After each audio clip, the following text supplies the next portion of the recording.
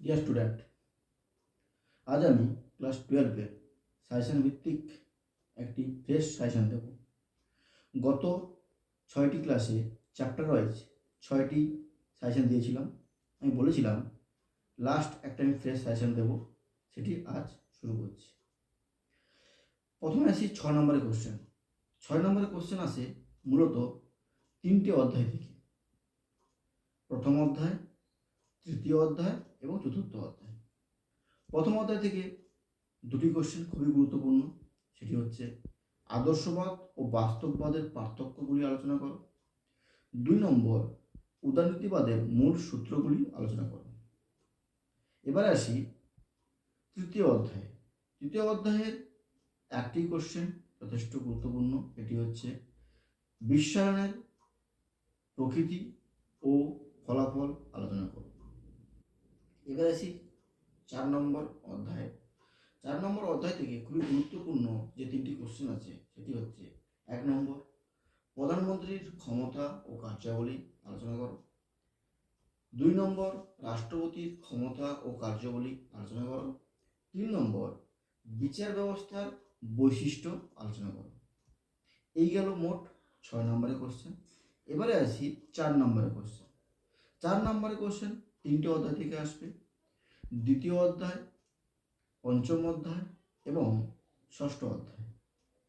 দ্বিতীয় অধ্যায় থেকে যে 3টি কোশ্চেন আমি সাজেশন ভিত্তিক দিয়েছি, 1 নম্বর, দক্ষিণ এশিয়ার সার্কের ভূমিকা, এশিয়ানের গুরুত্ব।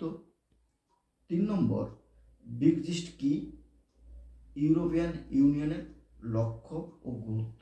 এই 3টে কোশ্চেন করলে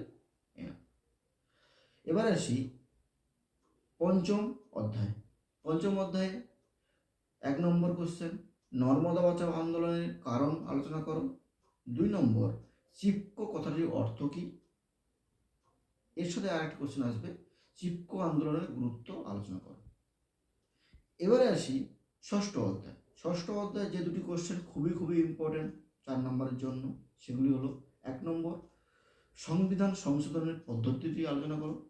2 নম্বর, 73 ও 74তম সংবিধান সংশোধন প্রক্রিয়াটি আলোচনা করো। এই গেল 6 নম্বর এবং 4 নম্বরের কোশ্চেন। এবারে আসি 2 নম্বরের কোশ্চেন। 2 নম্বরে 1 নম্বরে আসছে নির্ভরশীলতা তত্ত্ব। 2 নম্বর, ব্যবস্থাপক তত্ত্ব বা বিশ্ব ব্যবস্থা তত্ত্ব। 3 নম্বর, মর্গেনথ্রপের বাস্তববাদী 6টি নীতি উপর একটি টিকা লেখো। 4 নম্বর, রাজ্যপালের স্বেচ্ছাধীন ক্ষমতা কি। 5 নম্বর, ইমপিচমেন্ট কি। 6 নম্বর, কোটা কি। 7 নম্বর, ডিজিএসএম কি। 8 নম্বর, গ্রাম পঞ্চায়েতের 2টি কাজ লেখো। 9 নম্বর, ওয়ার্ড কমিটি কীভাবে গঠন করা হয়। 10 নম্বর, বড় কমিটি কি। এই 10টি কোশ্চেন করলে আশা করা যায় 5টি কোশ্চেন কমন আসবে। এছাড়াও সর্বশেষ বলবো, গত যে 6টি ভিডিও দিয়েছিলাম 6টি চ্যাপ্টারের উপরে, সেগুলো আগে ফলো কর, তারপরে আমার এই ফ্রেশ সাজেশনটিকে ফলো কর। দেখবি সবাই 100% কমন পাচ্ছ। এরপর বলবো, কারোর যদি কোনো কিছুতে অসুবিধা হয় বা কারোর সুবিধা পেতে হয়, আমার সঙ্গে কন্ট্যাক্ট করো, আমি নির্দ্বিধায় তাদেরকে সাহায্য করব। আর আগাম পরীক্ষার জন্য সমস্ত পরীক্ষার্থীদের আগাম শুভেচ্ছা থাকলো। সবাই ভালো করে পরীক্ষা দাও এবং আমি বলবো আমার এই ফ্রেশ সাজেশনটাকে ফলো করো। সবাই আমার দিক থেকে বলবো 100% কমন পাবে। ধন্যবাদ। সবাই ভালো থেকো, সবাই ভালো করে পরীক্ষা দাও।